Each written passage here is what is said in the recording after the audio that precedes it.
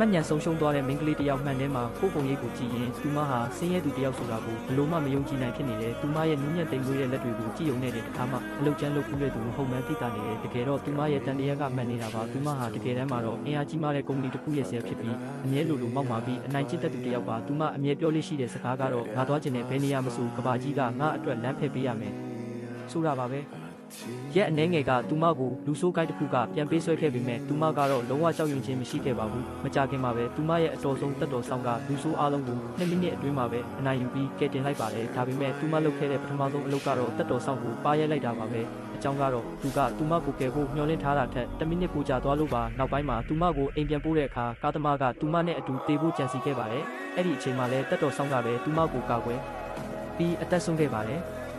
အဲ့ဒီတက်တော်ဆောင်ရဲ့တကယ်အထောက်ထားကတော့အငိမ့်စားရှိုးဝက်အေဂျင့်တယောက်ပါသူမကိုထားပစ်ခဲ့ပြီးထွက်သွားတော့မယ့်အချိန်မှာမိန်းကလေးကသူ့ကိုကယ်ပေးဖို့တောင်းပန်ခဲ့ပါတယ်အဲ့ဒီစကားလုံးတွေကသူ့ရဲ့အတိတ်ကိုပြန်တတိယစေခဲ့ပါတယ်သူ့ရဲ့ရီးစားဟောင်းတယောက်ကလည်းအရင်ကအဲ့ဒီလိုမျိုးပဲသူ့ကိုအကူအညီတောင်းခဲ့ဘူးပေမဲ့သူကမကယ်နိုင်ခဲ့ပါဘူးဒီတစ်ခါတော့သူမကိုကယ်နိုင်ခဲ့ပေမဲ့သူမမှတ်ဉာဏ်တွေဆုံးရှုံးသွားလိမ့်မယ်လို့တော့သူမထင်ထားခဲ့ပါဘူး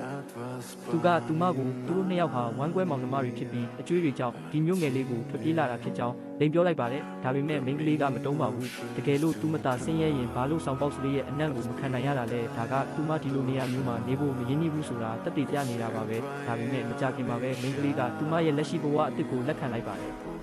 ယောက်ျားဖြစ်သူကလည်းမောက်မာတက်တဲ့မိန်းကလေးတစ်ယောက်ဟာမှတ်ဉာဏ်ဆုံးရှုံးသွားပြီးတဲ့နောက်မှာတော့ချစ်စရာကောင်းသွားမှန်းသတိထားမိလာပါတယ်တရက်တော့သူမအရန်စာလောင်နေပြီးအဲ့ဒီလိုရတာမရှိတဲ့ခောက်ဆွဲတွေကိုဘယ်တော့မှမစားဘူးလို့ပြောပါတယ်ဒါပေမဲ့ယောက်ျားဖြစ်သူစားနေတာကိုမြင်တော့သူမမနေနိုင်ပဲပကံကိုယူပြီးညှိစမ်းကြည့်မိပါတယ်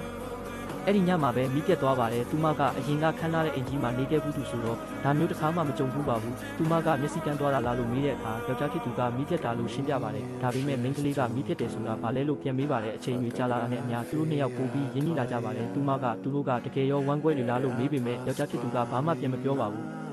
တနေ့မှာတော့ရေခတ်သွားရင်လူမိုက်3ယောက်ရဲ့ခြေထောက်ပေါ်ရေတွေသွားဖိတ်မိပါတယ်မိန်းကလေးရဲ့အလှကိုမြင်တော့သူတို့ကအနိုင်ကျင့်ဖို့ကြံစီပါတယ်သူမမှာအစွမ်းထက်တဲ့ဝမ်းကွဲအကူရှိတယ်လို့ပြောပေမဲ့သူတို့ကမယုံကြပါဘူးသူမကြောက်လန့်ပြီးနောက်ဆုတ်လိုက်တဲ့အချိန်မှာပဲယောက်ျားဖြစ်သူရဲ့ရင်ခွင်ထဲကိုတက်တိုးဝင်သွားပါတယ်ယောက်ျားဖြစ်သူကလည်းလူမိုက်တွေကိုအလွယ်တကူမောင်းထုတ်လိုက်ပါတယ်ဒါပေမဲ့နောက်ဆက်တွဲဖြစ်ရက်ကသူတို့ရဲ့အေဂျင့်တဲ့ဘဝကိုပျက်စီးစေခဲ့ပါတယ်မိန်းကလေးကရုတ်တရက်သတိလစ်ပြီးလဲကျသွားပါတယ်အိမ်ပြန်ရောက်တဲ့အခါသူ့မှာချန်ရှိတဲ့နောက်ဆုံးဆေးပလင်းကိုထုတ်လိုက်ပါတယ်တကယ်တော့မိန်းကလေးကထူးဆန်းတဲ့ယောဂတစ်ခုကိုခံစားနေရတာပါအဲ့ဒီဆေးကပဲသူမရဲ့ယောဂကိုထိန်းချုပ်ပေးနိုင်တာပါ